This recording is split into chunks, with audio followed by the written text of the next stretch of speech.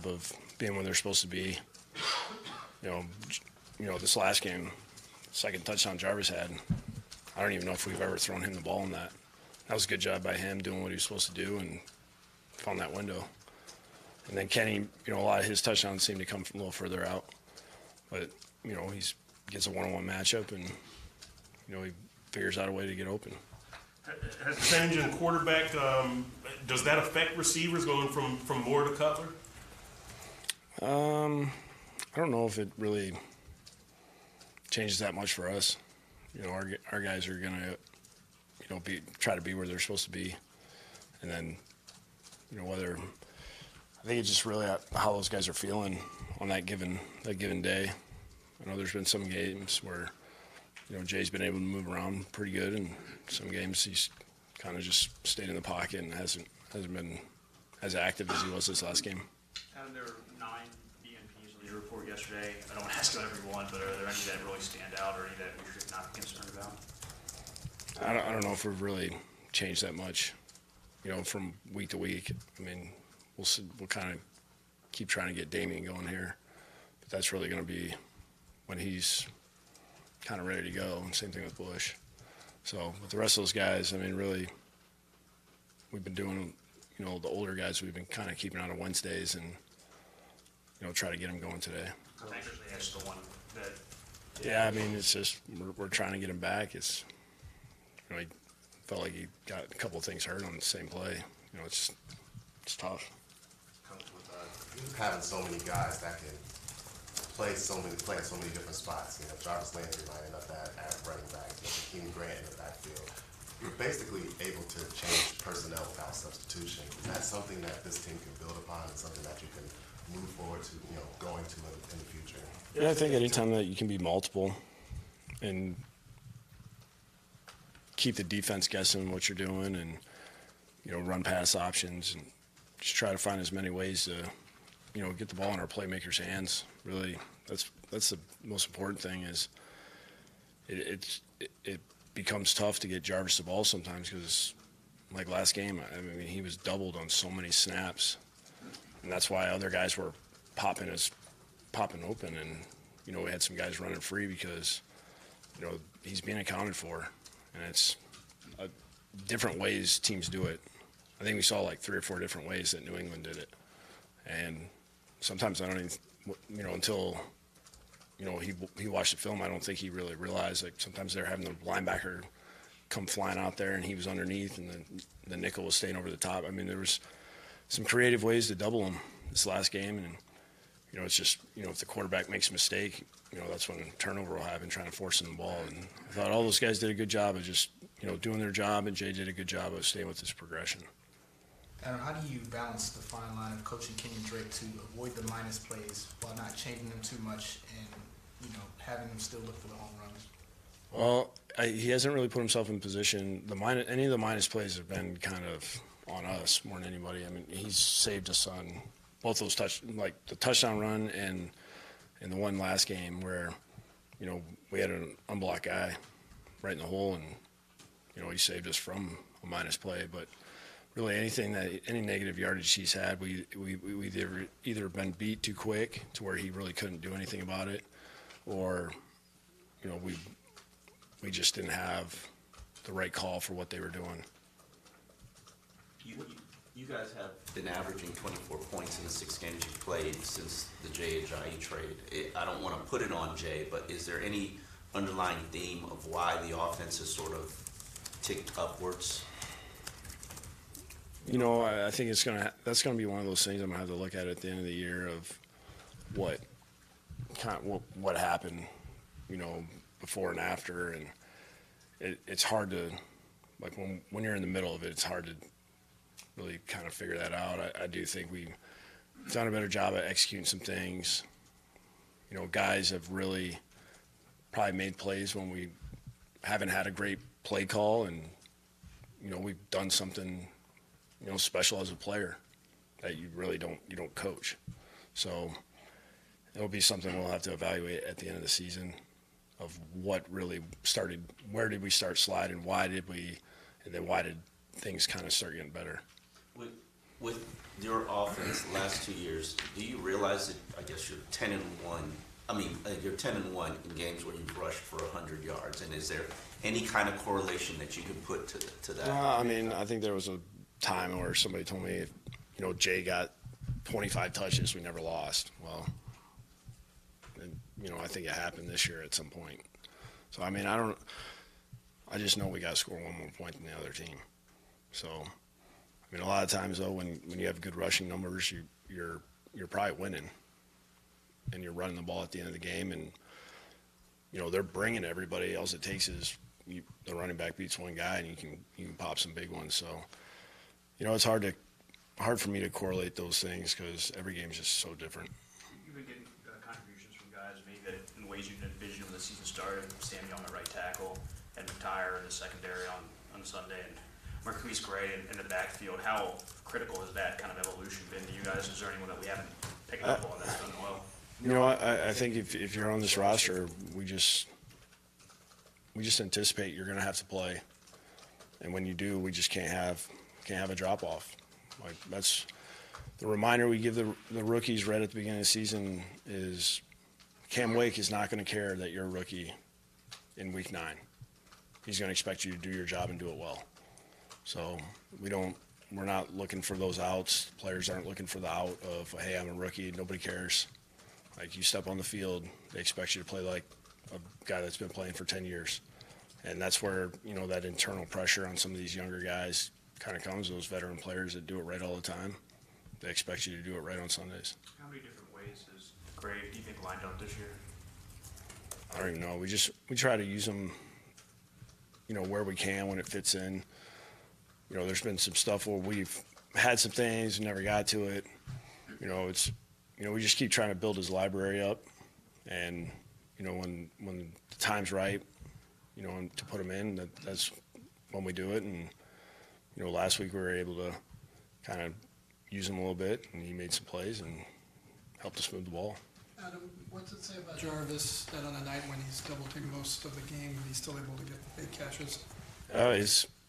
It's impressive because it's no different than when you watch Sue get double teamed for 61 plays. You wonder how he gets a sack or how he gets tackles for loss. It's good players find a way to get open no matter what other teams do against them. What was your comfort level with the celebration, Jarvis's touchdown celebration? I never pay attention, so I never know what's like. Matt tells me after the game about something that happens. I'm like, I really don't care. So You showed us some wrinkles in this last game. I assume you do that, and we don't notice in other games. Can you do that every game? Is it fair to expect that you should be able to come up with something every game? yeah, I mean you can, but if they're not a team that runs certain defenses, it'll probably not look right. Probably won't be open. I mean, there's certain coverages that are good to be able to do things like that. Certain teams you want to play. Every team's different. And some of the stuff that we did this week, we've done before. It just probably looked different because Jakeem was in there, and we just had a bunch of different personnel groupings. I mean, a little bit of it is, trying to take a little off Drake and, put Snorris in there every once in a while, but it's just different ways for us to kind of, use guys to where Drake can get a second to get a blow. And what about defense? I think defense is, those guys were feeling good as far as what was going on early, and I think the more confidence we gained throughout the game, the corners were doing a good job. And when that happens, then Matt's able to really get aggressive. And, that's really, if we get a little bit of a lead, then we can kind of turn those guys loose, and Matt can be aggressive. The corners were playing well, so, I think what he did was a lot of really good things that we haven't been able to get to. With the way that Bobby McCain is playing on the outside, is it possible to rethink, well, maybe he's our best guy out there and not Hankersley? Well, the one thing is with Bobby's playing really well inside as well, and I mean, I don't know when we're going to get Tank back.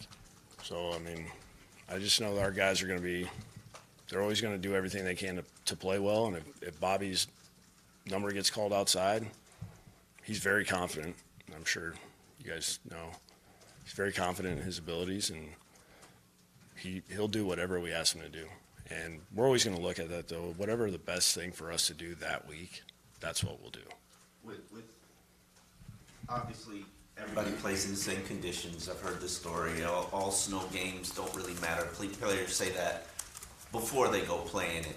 As a play caller, do you have to change your approach in terms of concern about footing and conditions in the field? That's every week. I mean, absolutely. Like that, what they played in last week, that was crazy. Like I only can think of that Detroit-Philly game. Like when you watch guys trying to, I mean, it's just nobody's going anywhere, you know. And like when you see it in its first kind of, I feel like when I started watching the game, it was like stoppage of play, and it just kept building up, and nobody was moving in it. It was like the first time you saw a guy like running out of the huddle and he's taking these huge strides. I mean, I started thinking like, wow, what would I be calling? And I thought, what both sides were doing was they had some good stuff. That was, Indy had a couple really nice plays that kind of used it to their advantage, and so did Buffalo. And you have an idea of what you should do, but until you're in that situation, you're probably learning as the game goes on. When you have a running back that can run inside, outside, line up out wide, or slide or whatever, how does that benefit your offense, and what type of bind does that put the defense in? Just makes them declare what they want to do. If you got to, it's like the guy we're playing this week. You just got to be careful who ends up one-on-one with them, because when you got one of the better players in the league, and if he can get you in space, he becomes a big-time issue.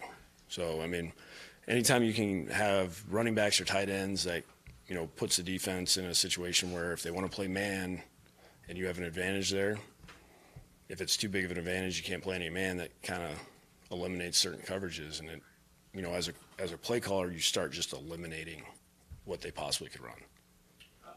I missed this on Monday. I saw it. I went back and watched the game again. The kneel downs seemed like the Patriots may have been a little chippy. What do you tell your players there? Obviously we've seen what it can become at the end. The game's going on. You can tell if a guy's going to come off the ball. They weren't that surprised. So that's the way I've always looked at it is, if you got the whole D-line standing up, probably not coming. If they're in 4-point stances, ready to come off the ball, like, you better come off the ball. The game's still going on. It's not a give-up play.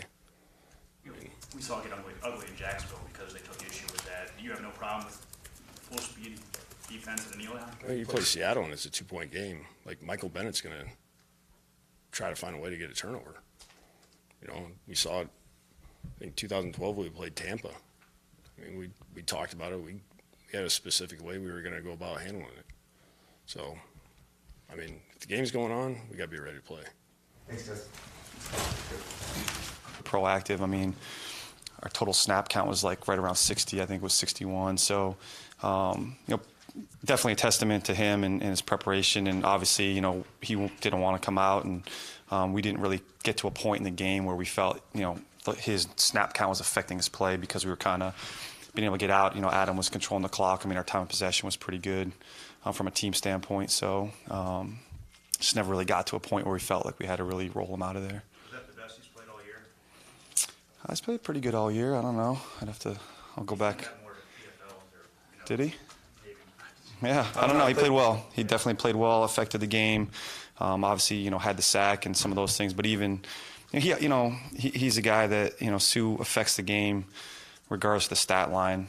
Because they're always accounting for him. So, again, sometimes it's stuff not everyone sees where, they're double teaming him and putting 4 hands on him, and that frees somebody else up to make plays. So, he's always got an impact on the game. But he definitely played really well on Monday night, and obviously was a big part of our victory. After the game, one of our photographers took a pretty amazing photo. I could show you later. He was very emotional. You saw it. It was very cool. Thank you. Can you talk about? Oh man, we're on fire around here this year. Sorry, go. Extended version. That's good. I can focus through it. I got it. I'm ready. You're ruining the moment. No. Let's go. Let's reload it. Here we go. Cut. Let's take it again. If you could take me back to that moment, it seemed like you were very emotional. When was that? after the game. What Post was your game? emotion? Yeah. I mean, it's just. I mean, I've said this before. I mean, like all games are. I mean, it's just. You know, we put a lot into it. We put a lot of work into it and all that. But it's a high intensity moment for 4 hours straight. I mean, in between every series, especially against a team like that. That, you know, I felt. You know, obviously we had to stay ahead of the curve and keep changing things up. I mean, you can't give them a static look or they're going to figure it out eventually, you know? So for me, it was like every series, it was like, all right, what are we doing next? How can we change this up? All right, they've seen this. So, I mean, it was about 4 straight hours of just like, I mean, nonstop, you know? So, you know, when it kind of ends and obviously like, you know, it was a big victory and, you know, I just felt like, I don't know, I'm not sure what the picture is obviously, but yeah, there was just like, just letting out a lot of probably 2 weeks worth of you know, stuff from the first game that I had personally, but it's just a game days are hard on you know, the play callers and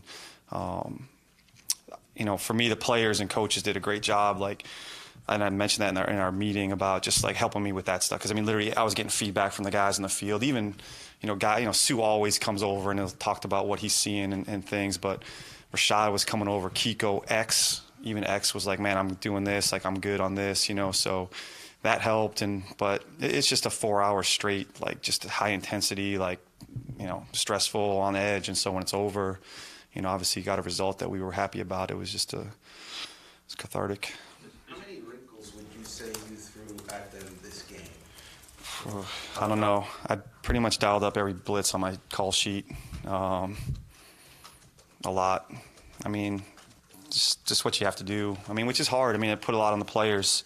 You know, I mean, it was a little bit more learning. I mean, because we had some new stuff in and we had some changes. And again, it came at halftime and was like, hey, we're going to kind of put this stuff to the side and we're going to come back to this. And even series to series, you know, I tried to stay ahead of it, let them know. So it's not just kind of blindly coming in from the sideline. So in between series, I try to go up and down and say, hey, here's what I'm thinking. Or again, ask the coaches like, hey, what do you guys like next? You know, next third down or next this or.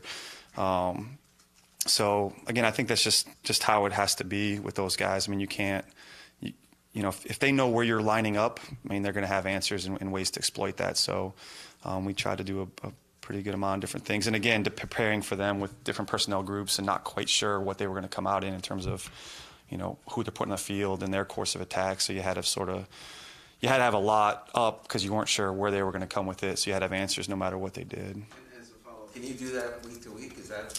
Sometimes, I mean, yeah, I mean, sometimes it's overkill, or if, you know, sometimes you know you can screw yourself if you're putting too much in, and you're there's times you want your player, all the times you want your players to play fast, and you know, so I'm always cautious of like slowing them down just by overloading them mentally too much. You know, I mean, if there's games where you don't have to do all that all the time, and sometimes you mess yourself up. I mean, we want to play technique and play our defense and those sort of things, and you know, every game is a different entity in terms of how much you need or what you don't need, or you know, what the challenges are. Sometimes, you know, a game like this week, you know, where you have to be sound with you know, the running back and where he's going to be and hold your edge. If you try to get too cute sometimes in a game like this, then he squirts out, you know, and it's trouble. So every week's a different challenge and how you handle that stuff. Was Jordan Tyre out there in a dime package? He was. He was. Mm-hmm. Did you guys play a snap, or was there a penalty? No, we had about, I think there were 3 snaps. I think he played 3 snaps. How many times have you showed dime this season? Probably not a ton. I mean, against these guys we have a few times, I would say less than 10 probably. And around the NFL, it seems like the dime isn't as popular as maybe 10 years ago or something like that. Is that true? I'm not sure. You know, again, it's you know, we have different personnel groups we try to use, and it's week to week, and you know what the matchups we like on the field. Again, anytime you're putting somebody on the field, you're taking somebody off, and that's what you weigh in terms of, is this a good matchup for us, or is this guy better for us in this situation than somebody else? And you know, I mean, I guess that's about it. I mean, we're gonna use the personnel that we feel is gonna fit us best for each play. They're such a run-heavy team in terms of Buffalo? Yeah, Buffalo. Yes. How do you know LaShawn McCoy is going to be bringing it? How do you contain him? Yeah, I mean, it's going to be a team effort, obviously. I mean, in fact, even this morning, I mean, I think he's the best in the league at making people miss. You know, he's unpredictable in terms of where he's taking runs. You know, he'll jump cut and bounce pretty much anything. I mean, everyone's going one way, and he'll stop on a dime and take it back the other way. So, you know, it's not going to be a one-man thing. It's the whole team. I mean, everyone's going to swarm the ball. I mean, he's going to make somebody miss. I mean, you guys can write that one down now. I mean, someone's going to miss a tackle in this game, you know, and as long as there's 4 or 5 other guys that are closing to him and closing up space on him, you know, you're going to try to. Obviously, he's most dangerous in space and when he gets, you know, air around him. So we're going to try to take that away as much as we can and not just give him those opportunities. But for me, it's really about our guys pursuing and chasing and being relentless to the ball because, again, there's going to be situations where he's going to beat a one-on-one tackle, and there's got to be guys there to clean that up and not let a missed tackle turn into a 20-yard gain. If it's a 3, 4, 5-yard gain, then we, you know, put the ball down and play again. But we've got to try to get hats to the ball to eliminate the explosives with him. With X, has he reached a point now? I'm not saying you would do this every week because of the game plan, but you feel confident enough for him to shadow any receiver in the league? Is that? Yeah, I mean we've done that all season. I mean, again, he's obviously made a bunch of pretty spectacular plays the last couple of weeks, but we've had that confidence in X all year, and again, obviously some of the results are starting to show. I try to tell you guys, no one wants to listen to me, but yeah, I mean, you know, again, that's the same as the personnel packages and everything else. I mean, week to week, or you know, how many different calls and variances we have. I mean, that week, if we feel that's a good matchup or a better situation for us, then we'll do that and we'll flip guys. And then maybe it's not X, maybe we like a different matchup for somebody else. So, you know, that's part of our sort of discussion every week. We start out on game plan. Sure. Yeah, sure. You said Lots of before that photos. the biggest issue is him getting his head around locating the ball. Not X and O's wise, but technique wise, but just maturity wise. Have you seen him grow as a player? Yeah, absolutely. Again, I think I mentioned it last week or a week before. I mean, again, I think it's just, you know, the experience is catching up to the talent with X. You know what I mean? And you know, on paper he's a second-year player, but you know, reality, he only played 7 games last year, and I think he's gotten a lot more time this year, obviously, and we have put him in some spots in terms of matching guys or doing certain things, and so he's kind of been we're putting him in those spots to get that experience, and he's been responding. So I think it's just part of his maturation and development. Speaking of Xavier, what goes into limiting a guy as explosive as Brandon Cooks? A guy that can get vertical as quick. Yeah, well, I mean, X can run, first of all, so that helps. But you know, he did a really good. I thought what X did in the game Monday night was really put his hands on those guys. I mean, at the line of scrimmage.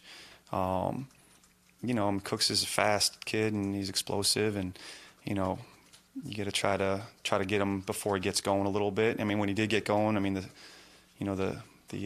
second pick he had, he showed some pretty serious closing speed. But I thought most of the night, you know, X was really getting up on the ball and pressing him and trying to disrupt before he really got off the line of scrimmage. Was there an increase? Was there an increase in man coverage? Was there an increase in press? And if so, what in the times that you utilized that technique, what was the strategy behind it? Yeah, I mean, again, we try to be a press team for the most part. I mean, as formations and splits and certain things dictate and calls. We probably played a little bit more man. Probably because I was pressuring a little bit more than maybe I normally do. So maybe there's a little bit uptick in just man coverage. And again, they were having success, you know what I mean? Those guys were covering, so it gives me as a play caller confidence, you know, obviously that I'm looking out there and I'm calling man and they're covering them, so I can keep going back to it, so that helps. Now, when you watch the Buffalo Indy game from last Yeah. week, so are those like favorable conditions for a defensive coordinator? I don't know. I don't know about that, so I was coached in the last game that happened. You know, I was in Detroit when we played in Philly in 2013. In a very similar, I never thought I'd see it again, honestly. We kind of came off the field and like, man, that's never going to happen again. And so I coached, and literally the same thing happened. Shady went off for about 150 yards on us. So, you know, I get it where like on the surface it looks like a low-scoring game and all that. I think, one of the issues defensively is, you're reacting to what an offense is doing, and especially, a guy like McCoy who's, got really good balance. That's probably one of his better assets as an athlete, so, he knows where he's cutting and how to make those moves, and as a defender, you're reacting to that, and it's harder to keep your footing and do some of those things when the field conditions are like that. So, obviously, if you can get them behind the sticks, you saw they were running the ball on every third down. It was 3rd and 10, they're handing the ball off just because throwing was a little questionable, especially at the kind of that second quarter. It got really bad. So, that's great. There's advantage of that in terms of it was a low-scoring game and all that. But it's difficult defensively. It's more difficult, I think, defensively just because you're reacting to what an offense is doing, and that just slows you down. And so you're being sure on your feet and stuff is going to slow you down even another step and whatnot. So, that's nothing we can control, obviously. I remember when we came out of that game in 2013, we sort of sat down as a staff and was like, hey, if this ever happened again, like kind of what, just overall philosophically, like kind of what are the things we would do, or what are some of the techniques we would do. So, we went through our game plan this week kind of normal, and we've kind of just marked some calls and some thoughts. If the field happens to turn out like that, I don't know what the odds are, but we'll be ready for it if something happens. Do you have actual notes from that you go back to? Yeah, sure. Keep a lot of stuff. Like a pack rat, I got notes from all over the place. Matt, how big a deal do you make out of holding them to 0 for 11 on 3rd down? Do you put it up on the wall? No, I don't put anything up on the wall. No, honestly, I had no idea. I literally had no idea. Like I said, it's play to play. I'm just trying to get the next call out and figure out what's going on. And, I had no idea it was going on until the last drive. Adam was up on 3rd down, and I was looking up at the scoreboard to see if, kind of like calculate what the time was going to be in that last 2-minute drive and how many timeouts they had. And I was looking up trying to be like, okay, there's this much time left. And I'm going through the process, and they flashed it up on the scoreboard that they were 0 for 10 at the time. And I was kind of like, man, that doesn't seem right. I felt like, honestly, I'm not, when you go through that, like I felt like I was getting my butt kicked like most of the game. You're just like up against it. It's like nonstop. So, I had no idea that was happening. I knew we were having some success, and the guys were rushing well up front. So, I was happy for the players that they were able to execute and have some success in a game like that. And that was it. We didn't put anything up. We moved on to Buffalo pretty quick. Held teams to 1 of 24 over the last 2 weeks. Did you know that? No. Now I do. That's Thank pretty you. remarkable. It's all right, yeah. Every week's tough, guys. Like I said, Buffalo's actually 10th in the league right now in 3rd downs. They're converting over 40% of their 3rd downs, and obviously have a couple different types of weapons. So, it's going to be another big challenge for us this week in terms of, whether it's keeping Tyrod in the pocket or containing McCoy and those sort of things. So, there's this, nothing. We don't look back. We try to look forward, and we can't worry about what happened last week or the last 2 weeks. Every game's a separate entity, and we got to go out and perform again, or you guys are going to be asking me different questions next week. Out in that way? It has. It has felt that way, even though I would say that I just think it even could have been bigger, that, all those games where were 50 snaps and 52 snaps, a lot of that stuff, which, we don't stress much, but a lot of it's just based on snaps and how many opportunities you get. They're going to, they're good players, and they're going to be open, and they're going to get their, the more snaps we get, the better chance they have of having big days. So, it does feel like they've had nice years, and I think probably would blame would have a feeling toward myself of just, that it's, they should have bigger numbers. They should have bigger numbers, and a lot of that's been the snaps early and just not being just great and sharp on 3rd down. Since the Baltimore game, you guys are averaging 24 points per game. I know you probably didn't know those numbers. What do you think is the correlation there in terms of the upswing of points? Yeah, I don't know. I think we are playing a little bit better. It was, wasn't real hard to improve. It feels like we improved, but we started from so far back. So I do think we've gotten a little bit of momentum. I do think that a ton of things. Jay playing with these guys longer, system, all the above, just doing things better. I think we're still, working on the turnovers. We're still working on the penalties, stuff that just kind of stop drives and help keep you from scoring points. We have been pretty efficient in the red zone. Coach Hardigree's done a good job. He kind of started lead dog in the red zone, and so we have been efficient in there. That's helped a little bit. So I think probably a little bit of all those things, but I really wasn't aware of it. But I know we're playing a little bit better, and it's a little more fun.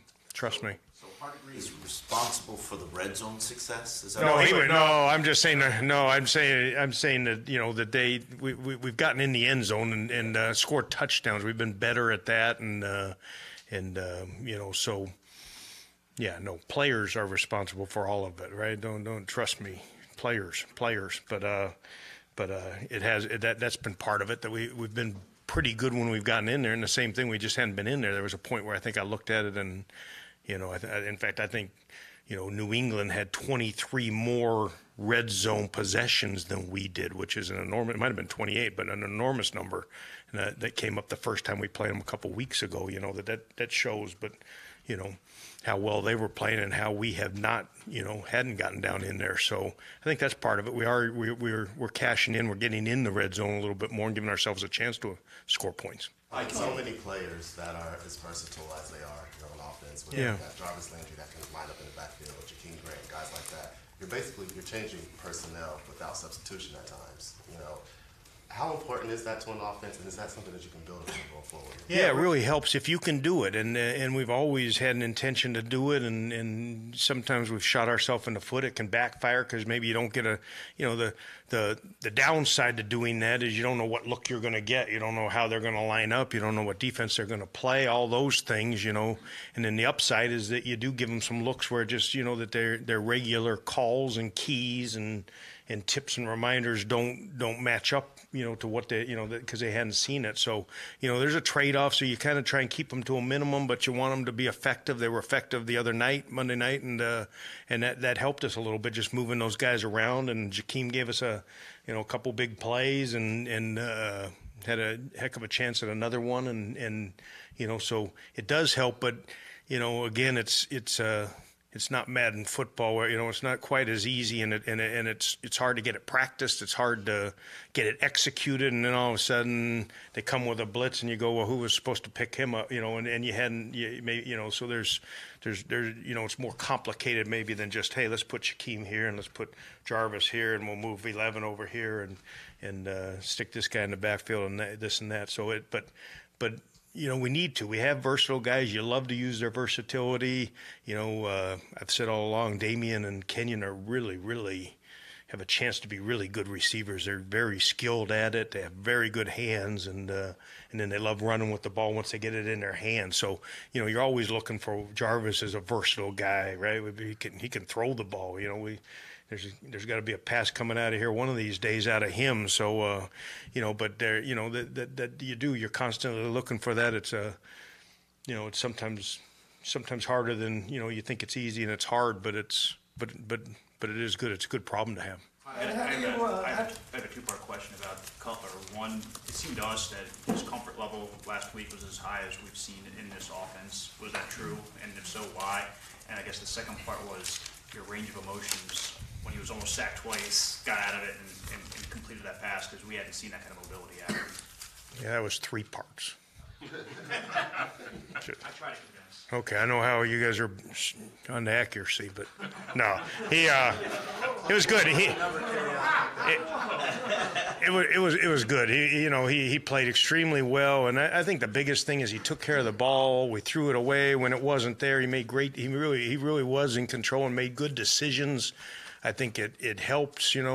We had a huge emphasis. They had done a great job protecting the ball. You don't want to give Brady any extra possessions for obvious reasons, and so it was the number one point of emphasis last week, that we had to take care of the ball with the quarterback and everyone who handled it, and he did a great job doing that. The play he made in the red zone was outstanding. I've said all along that he probably one of the most impressive things about him, to me, who didn't know him and hadn't been around him at all is just, he has a really nice knack in the pocket for feeling a rush, finding soft spots, some of those things. And I thought that was one of them, coming from his backside and dodges them and then makes a nice accurate throw and picks up a big first down that led to a touchdown, I believe. And, so, yeah, I think that, those are, my first reaction is, why is that guy free? Whose guy was he, And so that's how you always think of it as a coach. And then you become fan and say, man, he made a, that's pretty good. He dodged them and made a play. So that you enjoy that. That's fun. That's a third down maybe that didn't go quite the way you drew it up, and that's part of this thing. Yeah, you see it every weekend that these quarterbacks just make plays, or someone makes a one-handed catch or hurdle somebody, and you need those. And when you're struggling, you tend not to get them, and when things are going right, when it's your night, then they do happen. And what was the third part of the question? Oh, you got it all. I got all three? Yeah, it was Okay. really only two. Sure, you said my feelings. I only have one question. I'll hold my One-part question? Okay. I wanted to ask you about the team's game the other night, just in terms of what you took from that game, because on one hand he got into the end zone, on the other hand he almost got in the end zone twice. So what do you make of his overall performance? Yeah, I think it's kind of what we've all been looking forward to, and he's been chomping at the bit to get, and then we just haven't got him in we've given him a couple chances, and but they've been hard ones, and then for him to just he was excited, he's been excited, he stays excited, and just I thought that it was just kind of a feel good thing to we need him, he's a big play guy, you need big plays out of him, and it's sometimes it's hard to substitute. How do we get him in? Who does he go in for? All those things. So I thought it was great, and you don't want any drops. You sure don't want any drops, and I think he'd love to. We were actually teasing him, and I told him, there probably 15 million people had gone to bed on the East Coast by that time, so not everyone saw it. So we were actually teasing him today that not the whole 30 million didn't see that drop, at the end of the game, but But you don't want that, but that happens. All you want is them playing hard, following the process, taking care of business in practice. Go back out today and work on it. Work on your deep ball technique, catch techniques, and do all those things. And shoot, if they're humming and you drop a ball, move on. That does not bother me as long as the process is right, and he'll get that fixed. And it was fun. He ran a couple really good routes. It was fun to see him get in the end zone, and would have loved to get that last one. That would have been neat for the kid. He's one of my personal favorites, and so it was fun to see him get some opportunities. And he's an exciting guy. I'm like everyone else in the stands. He's fun to watch when he gets rolling. Not to make excuses at all for the drop, but as a faster guy, when you got that much separation and you're running as fast as you are, there's a lot of disruption with the pads and things like that when you're moving that fast. Is it difficult to kind of corral a deep ball like that as a faster guy? Yeah, it's hard. You get excited. The ball's up. It doesn't matter how fast you are. I don't know that speed has anything to do with it. It's all relative. But I've always thought deep balls, because you see them for so long, and you have a chance to kind of tighten up, or So I do think sometimes deep balls that look easy are harder because you're running, arms are pumping, heads moving, and you have a chance to see it. Sometimes it's easier when the ball's just on you and you just react. This one you kind of see, and you kind of, when do I put my hands out? When do I extend? Da da da da da da. Is someone coming from inside? Where's the free safety? You got a lot. You have too much time to have stuff run through your mind, but it's going to happen. It happens to the best of them, and we'll go right back to work on it today, and hopefully eliminate them, cut them way down. Adam has been hard on himself at times this year. What made Monday a good night for Adam as it relates to play design, play calling? Yeah, I think some of the things we were talking about, like there were some unique formations that he hit on, that he kind of, I do think that it's not an exact science. It's a feel thing, and sometimes you get hot, sometimes you don't, and and sometimes you're dialing them up, and just everything's working, and he dialed up some good stuff at a good time, and so I think that probably, you know, the Shaquem, you know, even the shot he took there at the end, you know, is probably a little out of the box and aggressive and a heck of a call, and we had a chance and we didn't execute that one, but there were a lot of things that were kind of unique that hit, which is you know, a credit to him and even more so the players who execute them, you know. So did that answer your question? Yeah, I was just trying to say something. Yeah. Yeah, by all means. How did Tunsil play Monday?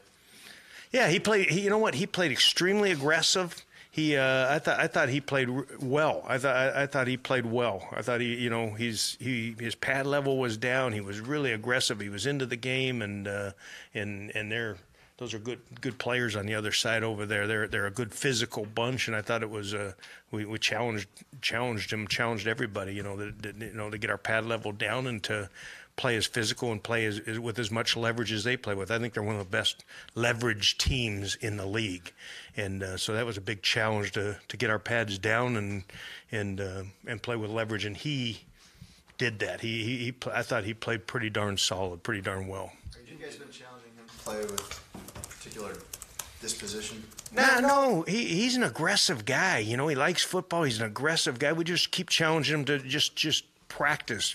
You know, make every practice got to be a game. Is it one of those positions that no one's going to notice the 68 plays you do right? They're going to notice the 2 that you get beat, and the only way to address that is that every play is a really important play all through the week, and I think he's learning it slowly but surely, and then to have a short memory that, you know, he's gotten better at that if something bad happens, on to the next play. There's nothing, you know, you can't get it back, and so those would be the 2 things: just working consistency in practice, and then just the short memory that if something bad happens, move on.